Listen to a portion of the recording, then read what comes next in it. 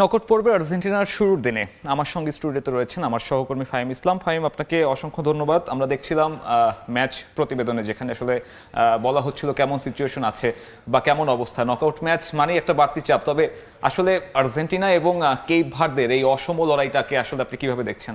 হ্যাঁ, আসলে Cape Verde যেভাবে ম্যাচটা আসলে ভাবছে বা তারা চিন্তা করছে যে গ্রুপ স্টেজে তারা তিনটা ম্যাচে কিন্তু ড্র করে তারা এই পর্যায়ে এসেছে এবং কি একটা ম্যাচও হারেনি। সেখানে আর্জেন্টিনার জন্য একটা বড় একটা চ্যালেঞ্জ তারা অবশ্যই দিবে, কিন্তু আসলে আপনি যেটা বলছিলেন অসম লড়াই, যেখানে কেপ ভার্দের র্যাঙ্কিং থেকে বিবেচনা করলে, স্কোয়ারের ডেপথ থেকে বিবেচনা করলে আর্জেন্টিনা অনেক দূর, অনেক ফার এগিয়ে আছে। সেখানে আসলে ম্যাচটা অসম লড়াই হবে। হয়তোবা আর্জেন্টিনা 3 বা 4 গোলে এগিয়ে থাকবে, এগিয়ে থেকে ম্যাচ শেষ করবে, তবে কেপ ভার্দে কিন্তু ছেড়ে কথা বলবে না। এবং শুধুমাত্র র্যাঙ্কিং এর কথা বলছিলেন, তবে যদি আমি আয়তনের কথাও বলি, ঢাকার অনেক নির্বাচনী আসনের থেকে হয়তো কেপ ভার্দের জনসংখ্যা কম, যদিও বা আজকে জনসংখ্যায় অনেক কম, আয়তনে অনেক কম। সেই জনসংখ্যা সম্ভবত আজকে বেড়ে যাবে যখন আর্জেন্টিনার বিপক্ষে কেপ ভার্দে নামবে। তখন হয়তো ব্রাজিলিয়ান সমর্থকদের, ব্রাজিলিয়ান, পর্তুগিজ সমর্থক বা রোনালদো সমর্থক যারা আছেন, ঢাকা থেকে আসলে তাহলে অনেক সাপোর্ট পাচ্ছে বা বাংলাদেশ থেকে অনেক সাপোর্ট পাচ্ছে। কেপ ভার্দে শুরু থেকে সাপোর্ট পেয়ে আসছে। যখন একটা নেশন, যখন ছোট নেশন, যখন ফুটবলে বড় কিছু করে, তখন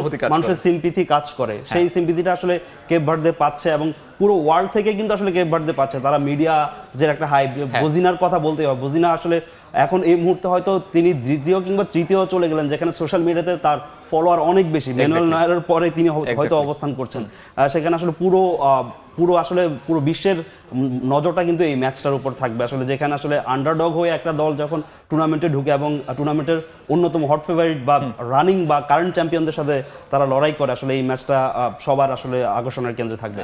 আন্ডারডগ তো একটা তকমা, কিন্তু যদি আমি ফাহিম বলি যে 3 সপ্তাহ আগে যে দেশের অস্তিত্ব সম্পর্কেই মানুষ জানতো না, 3 সপ্তাহ পরে এসে তাদের goalkeeper one of the most influenced person on social media, এবং তার পাশাপাশি কেপ ভার্দে নিয়ে সমালোচনা করছে গতকালকে, যখন তারা বিশ্ব চ্যাম্পিয়নদের বা প্রতিপক্ষ হওয়ার আগে যে প্রি ম্যাচ কনফারেন্সটা থাকে, সেখানে আমরা দেখেছি গণমাধ্যমের ব্যাপক উপস্থিতি, গোটা দুনিয়া জুড়ে আলোচনা করছে।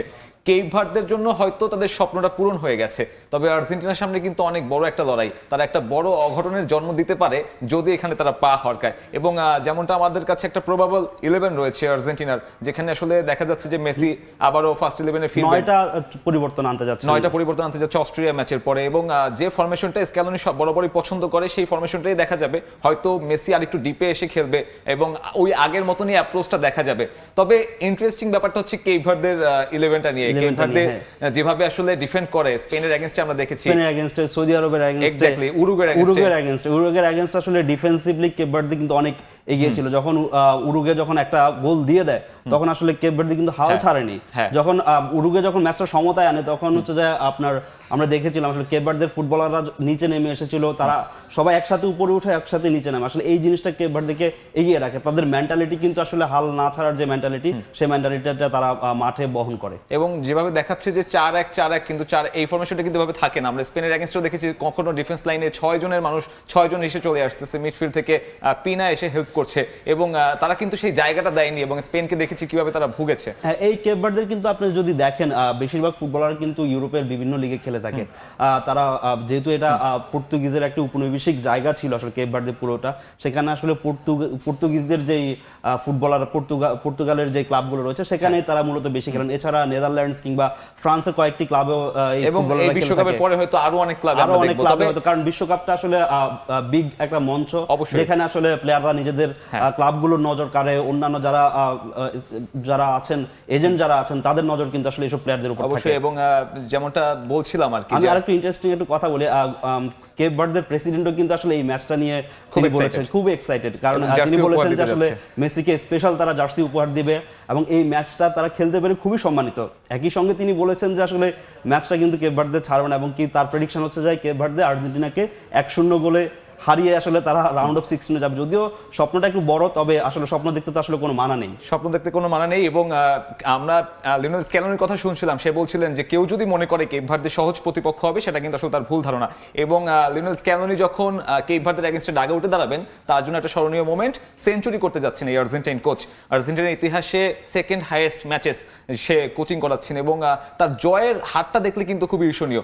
যেখান থেকে সে দলটাকে পিক করেছিল 18 রাশিয়া ওয়ার্ল্ড কাপের পরে, একজন mentoring coach ডেভাস্টেটিং হিসেবে। একটা দল ছিল, Exactly. দলের মধ্যে ভাঙা চোরা কিংবা তারা 18 ওয়ার্ল্ড কাপে যেভাবে আসলে ফ্রান্সের কাছে হেরে বিদায় নিয়েছে এবং একটা revolution আর্জেন্টিনা টিমে এনেছেন এবং এনেছেন। মেসির মধ্যেও সেই রেভলিউশন আমরা দেখেছি। Revolutionটা দেখতে পাচ্ছি। স্ক্যালোনির আগে যখন মেসি 128 ম্যাচ খেলেছেন আর্জেন্টিনা জার্সিতে, সেখানে মাত্র 65 গোল, সেখানে স্ক্যালোনি আসার পরে কিন্তু টোটালি একটা ডেভেলপমেন্ট আমরা দেখেছি এবং তার ক্যারিয়ারে যে একটা দাগ ছিল ন্যাশনাল টিমের হয়ে অর্জনের সীমাবদ্ধতা, মেসি কিন্তু সেটাও আসলে উতরে গেছেন।